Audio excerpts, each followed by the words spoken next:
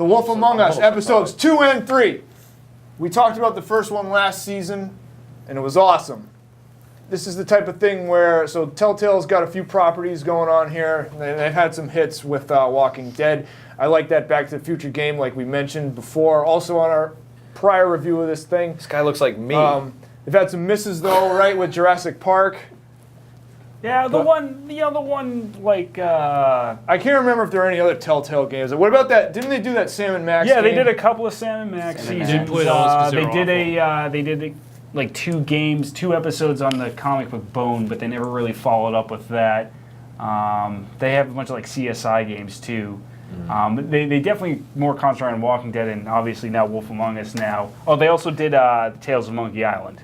So yeah, I keep forgetting that. Except for Jurassic Park, all those games are like so awesome too. So all right, so this will probably be quick since again we already talked about the first one. We don't need to do the whole graphic sound gameplay rundown.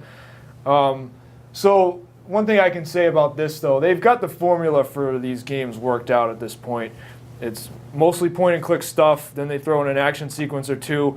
And then at the end, there's always some kind of plot twist or a hook, so you're like, damn, I can't wait till the next one gets released. So they're stringing you along here, and they've got it broken up in episodes, just like their other games. And, you know, the plot keeps thickening with this one. I wanted to cover, because when we were on break was when I actually played the second one. And I think the third one came out, it's not recent at this point, it's been out for a few weeks, but the third one I just got around to playing. And, you know, that's what I can say. The plot just keeps on thickening. We want to talk about episode 2. Part of the games too is they've got puzzles and stuff. Like I said, they do break it up with the point and click stuff, but there's some puzzles.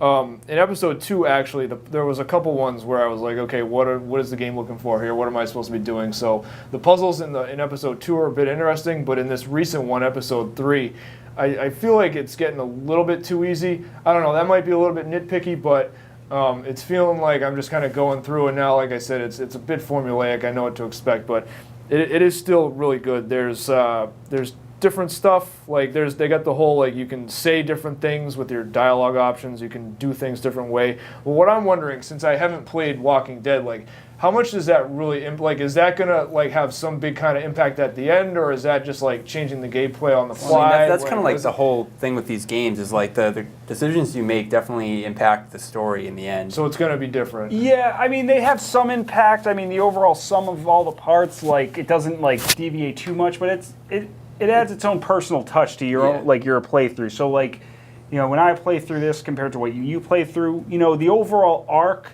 unless they completely deviates how Walking Dead Season 1 did, but the overall arc should be very similar with, like, a few different, like, key differences. Maybe, like you may how you got there is going to be a little different. Exactly. You may be interacting with one character, I may be interacting with someone else based on decisions made earlier.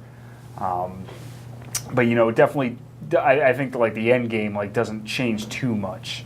At least from, you know, because the only season I've completed was Walking Dead, because this one's still ongoing, and Walking Dead Season 2 is still ongoing. But, you know, if they follow that similar formula, you know, your decisions count, but, you know, it's not going to completely change the story around.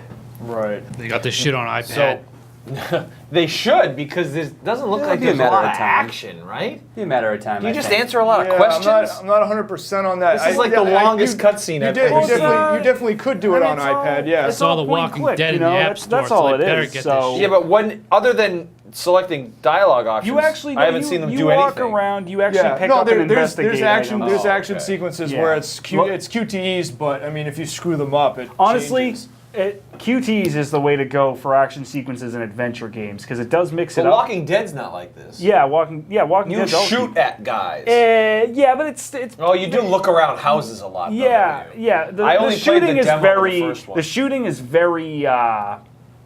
What's the word I'm looking for? You run away a little. You don't really have any freedom though. It's all like preset what you do. Like it just gives you the illusion of. I had a feeling like, I wasn't action. gonna like this. I don't like that.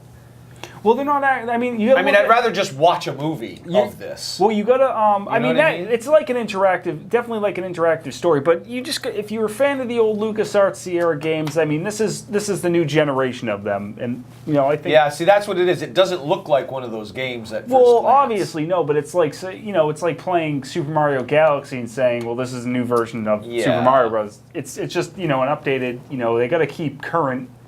Keep relevant, to Sure, and the exception here is that this has been adjusted for modern game trends. Like so you don't have the type of thing where I'm missing this one item I need, and if I don't find it or if I don't combine these things exactly the game wants me to, I'm gonna be stuck. I mean that's major. LucasArts wasn't bad like that, but that was definitely a Sierra thing. I mean we've talked about it before. But, I will say this though with the new games, they don't seem as hard. I mean, they're definitely not, but I think the developers realize it's probably kind of pointless because back then, they made some of those puzzles ridiculous. And it's like, well, you better get the guide. Nowadays, it's like if you're stuck for 5 minutes, you just go on GameFAQs and there it is.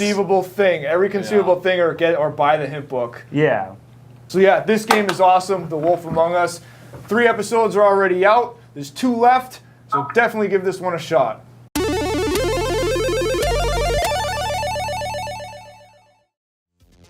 Thanks for watching, Sleens. If you like that one, we've got more for you right here.